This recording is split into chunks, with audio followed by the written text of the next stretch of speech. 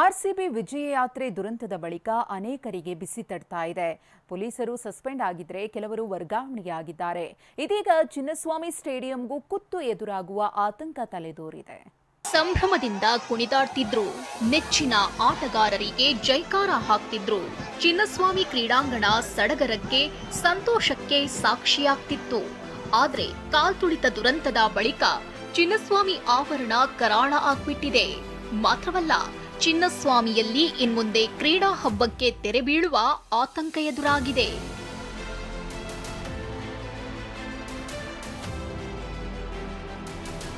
ಚಿನ್ನಸ್ವಾಮಿ ಸ್ಟೇಡಿಯಂಗೆ ಕೊಕ್ ತಲೆ ಎತ್ತುತ್ತಾ ಹೊಸ ಸ್ಟೇಡಿಯಂ. ಹೌದು, ದುರಂತದ ಬಳಿಕ ಚಿನ್ನಸ್ವಾಮಿ ಸ್ಟೇಡಿಯಂ ನಿರ್ಬಂಧದ ಬಗ್ಗೆ ಚರ್ಚೆ ಶುರುವಾಗಿದೆ.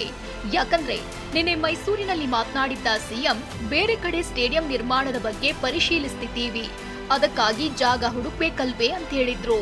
ಕ್ರಿಕೆಟ್ ಸ್ಟೇಡಿಯಂನ ಬೆಂಗಳೂರಿಂದ ಹೊರಗಡೆ ಹಾಕಬೇಕು ಅಂತ ಒಂದು ಡಿಮ್ಯಾಂಡ್ ಇದೆ ಸರ್. ಅದನ್ನ ಪರಿಶೀಲನೆ ಮಾಡ್ತೀವಿ. ಅದನ್ನ ಯಾಕಂದ್ರೆ ಈ ತರ ಬೇರೆ ಜಾಗ ಎಲ್ಲ ನೋಡಬೇಕಲ್ಲ.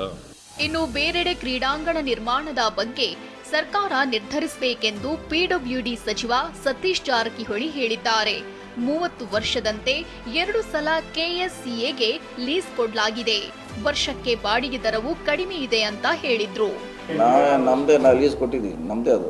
ನಾವು ಕೊಡೋ ಅವಶ್ಯಕತೆ ಇಲ್ಲ, ಅವ್ರ ಕಡೆ ಸಾಕಷ್ಟು ದುಡ್ಡಿದೆ ಅಲ್ಲ, ಪರ್ಚೇಸ್ ಮಾಡ್ಬೋದು. ಒಂದು 100 ಎಕರೆ ಅವರು ಗಾಡಿ ಮೇಲೆ 10,000 ಅಷ್ಟೇ ಕಡಿಮೆ, ಭಾಳ ಅಂದ್ರೆ ಕಡಿಮೆ ಇದೆ. 2 ಸಾರಿ ರಿನ್ಯೂ ಆಗಿದೆ ಅದು. 30 ವರ್ಷ ಏನೋ 2ನೇ ಸರಿ ಆಗಿರಬೇಕು. ಬಾಡಿಗೆ ಮಾತ್ರ ನನಗೆ ಗೊತ್ತೇನು ಭಾಳ ಕಡಿಮೆ ಇದೆ ಬಾಡಿಗೆ ವರ್ಷಕ್ಕೆ. ಬೆಂಗಳೂರು ನಗರದ ಮಧ್ಯಭಾಗದಲ್ಲಿರುವ ಈ ಕ್ರೀಡಾಂಗಣದ ವಿಶೇಷತೆಗಳು ಏನೇನು ಅಂತ ನೋಡಿದ್ರೆ, 1969ರಲ್ಲಿ ಲೋಕಾರ್ಪಣೆಗೊಂಡ ಚಿನ್ನಸ್ವಾಮಿ ಕ್ರೀಡಾಂಗಣ ಸುಮಾರು 35,000 ಆಸನ ವ್ಯವಸ್ಥೆ ಹೊಂದಿದೆ. ಭಾರತದಲ್ಲಿ ಸಬ್ಏರ್ ಡ್ರೈನೇಜ್ ವ್ಯವಸ್ಥೆ ಹೊಂದಿರುವ ಮೊದಲ ಕ್ರೀಡಾಂಗಣವಿದು.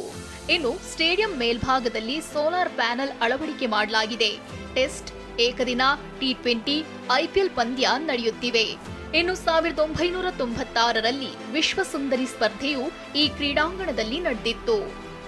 ಅಂತೂ ದುರಂತದ ಬಳಿಕ ಚಿನ್ನಸ್ವಾಮಿ ಸ್ಟೇಡಿಯಂನ ಕ್ರಿಕೆಟ್ ಖುಷಿಗೆ ಕರಿನೆರಳು ಬಿದ್ದಿದೆ. Bureau report, TV9.